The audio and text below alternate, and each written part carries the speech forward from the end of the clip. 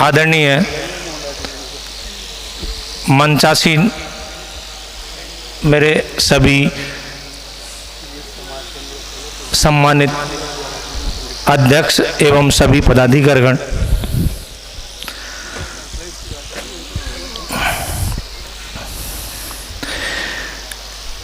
मैं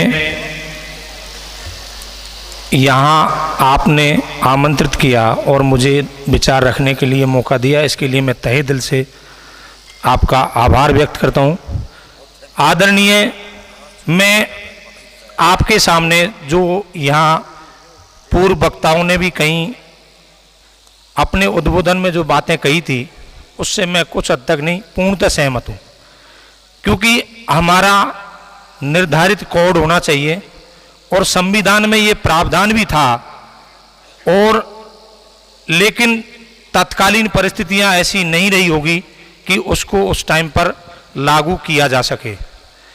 चूंकि अगर संविधान में देखें तो हमें निश्चित रूप से हिंदू धर्म से भिन्न रखा गया था, लेकिन तत्कालीन परिस्थितियों के बाद में कालांतर में धीरे धीरे हम हिंदू धर्म की ओर अग्रसर हो गए और हम आपस में विभाजित हो गए।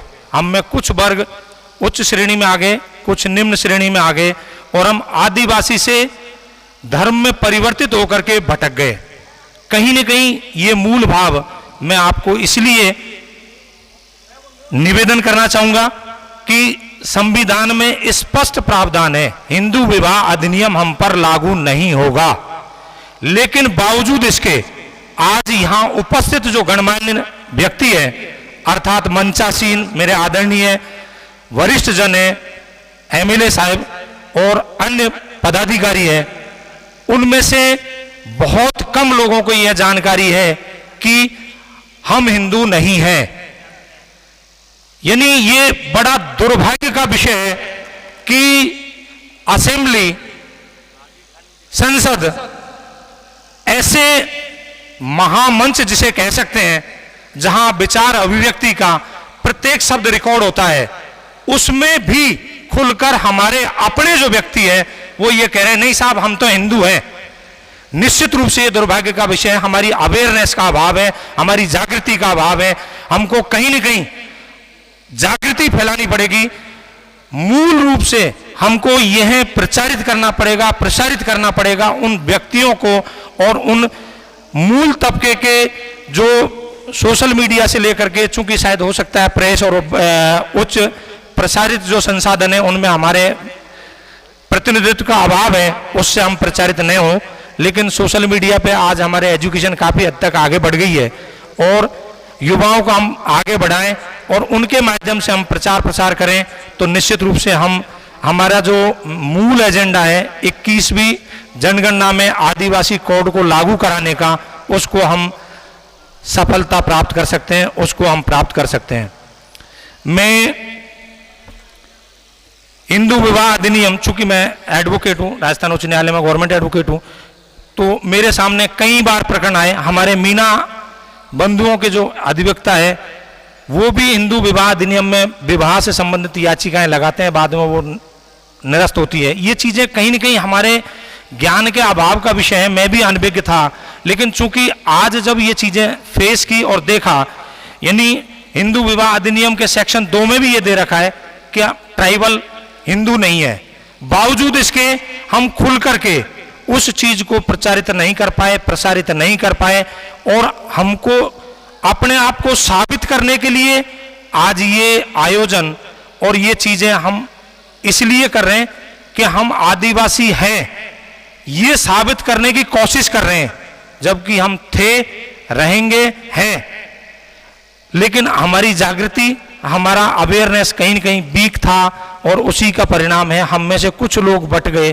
पाठ पूजा करना उनका अपना एक नैतिक दायित्व हो सकता है, उनकी अपनी आस्था हो सकती है, लेकिन उसको अन्य लोगों पर थोप देना या अन्य लोगों के बारे में ये प्रचारित करना कि नहीं साहब हम तो हिंदू हैं, ये निर्धारण व्यक्ति विशेष अपने लिए कर सकता है।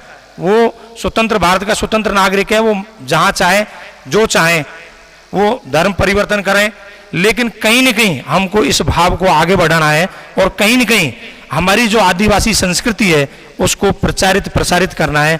और जिस तरह दीपावली और अन्य बड़े त्योहार हम मनाते हैं, वैसे ही आदिवासी दिवस को हमको हर्षोल्लास के साथ, दीपोत्सव के साथ बहुत विशेष तौर पर मनाना चाहिए, ऐसा मेरा मंच से आग्रह है, निवेदन है।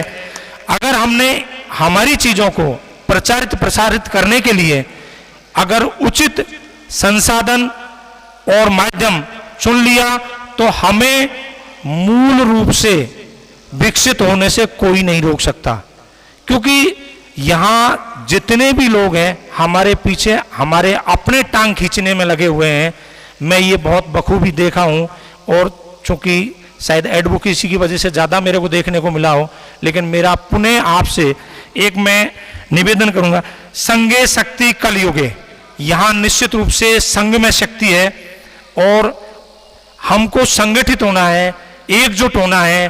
पूरे देश में हमारी आबादी इतनी है कि हम हिला देंगे, विधानसभा संसद को हिला देंगे। जिन राज्यों में हमारा समर्थन में चिट्ठी जा चुकी है कि हमको अलग से कोड दिया जाए, साथ ही उन सभी राज्यों में भी हमारी चिट्ठी जानी चाहिए ताकि हमको 21वीं जनगणना से पहले ये निर्धारित कोड प्राप्त हो जाए और हम अपने मूल रूप में, हमारे मूल अस्तित्व में को हम संवैधानिक रूप से प्राप्त कर सकें। मैं मंचासीन एवं सभी भाइयों से ये भी निवेदन करूंगा, चूंकि कठिनाई आना स्वाभाविक है, उसको सामना करना है। वह पथ क्या पथिक क्या, यदि पथ पर बिखरे सूल न हो, नाविक की धैर्य कुशलता क्या, यदि धाराएं प्रतिकूल ना हो, धाराएं प्रतिकूल ना हो। जय हिंद, जय जोहार, जय भीम। फतेहराम जी ने जो बात कही, बड़ी अच्छी बात कही, दीपोत्सव वाली बात। और धाराएं प्रतिकूल होती है तभी आदमी का शक्ति का पता पड़ता है। आप हिमालय पर अगर नदी छोर में